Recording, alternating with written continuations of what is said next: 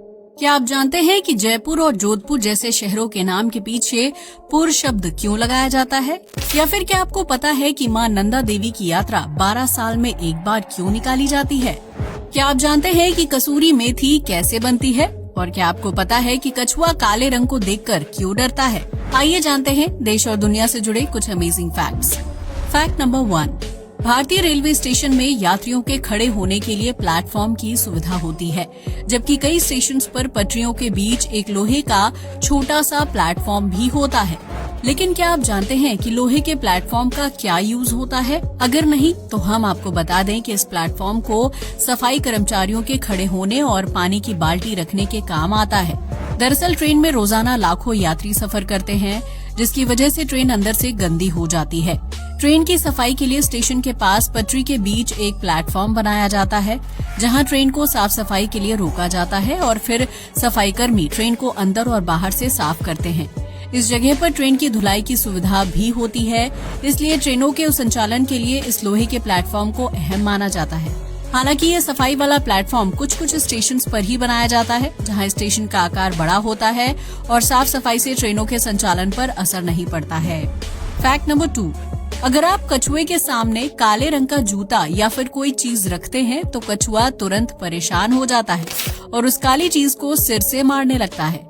लेकिन क्या आप जानते हैं कि कछुए को काला रंग देखकर गुस्सा क्यों आता है?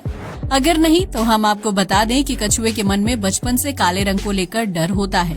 दरअसल जब नवजात कछुए अंडे से बाहर निकलते हैं और घोंसले से समुद्र की तरफ जाते हैं, तो बीच रास्ते में शिकारी पंछी उन पर हमला कर देते हैं और उन्हें मौत के घाट उतार देते हैं।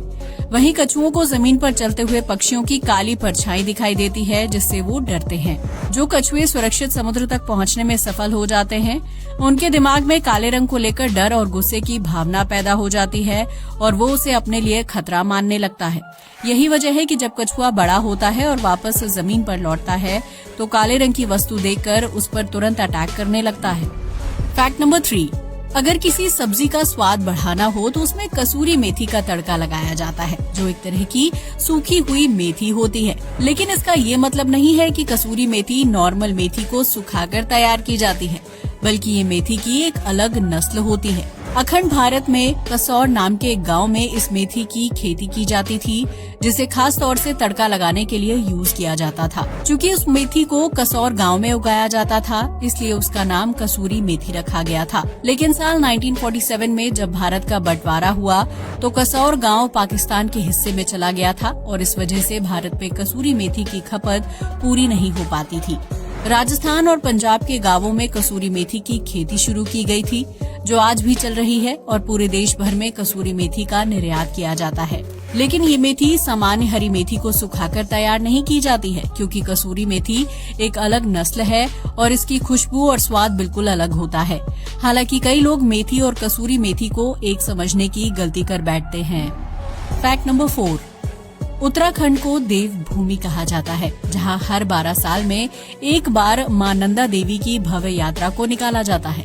इस यात्रा में मां नंदा देवी की सवारी बनता है एक 4 सींगों वाला खाडू, जो कि एक तरह का भेड़ है, जिसकी पीठ पर मां नंदा देवी के श्रृंगार का सामान और भक्तों के चढ़ाए जाने वाले फूल, प्रसाद और पैसे बंधे होते हैं। ये खाडू मां नंदा देवी की यात्रा में सबसे आगे चलता है और मंदिर तक पहुंचता है, जिसके बाद खाडू की पीठ पर बंधे सामान को मंदिर में चढ़ा दिया जाता है और खाडू को आजाद छोड़ दिया जाता है।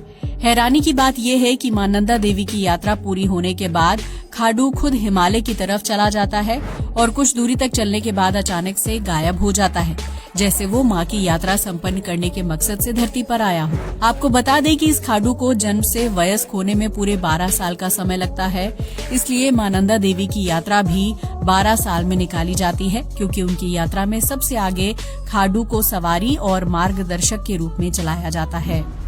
फैक्ट नंबर 5, राजस्थान, उत्तर प्रदेश, मध्य प्रदेश और महाराष्ट्र जैसे राज्यों में मौजूद ज्यादातर शहरों के नाम के पीछे पुर शब्द लगता है, जैसे जयपुर, जोधपुर, नागपुर, गोरखपुर, जनकपुर और रायपुर। लेकिन क्या आपने कभी सोचा है कि इन नामों के पीछे लगने वाले पुर शब्द का मतलब क्या है? अगर नहीं तो हम आपको बता दें कि पुर शब्द का इस्तेमाल किसी किले या फिर शाही शहर के लिए किया जाता है। पुर शब्द को संस्कृति से लिया गया है, जबकि प्राचीन काल में जयपुर, नागपुर, रायपुर और जोधपुर जैसे शहरों में राजाओं का शासन हुआ करता था और वो अपने निवास स्थान के रूप में बड़े बड़े किले या महल बनवाते थे। यही वजह है कि इन शहरों के नाम के पीछे पुर शब्द को जोड़ा जाता है, जबकि वर्तमान समय में भी यहाँ किले और महल देखने को मिलते हैं। आज के लिए बस इतना ही। वीडियो अच्छा लगा हो तो इसे लाइक और शेयर करें, साथ ही हमारे चैनल को भी सब्सक्राइब करें। जय हिंद दोस्तों।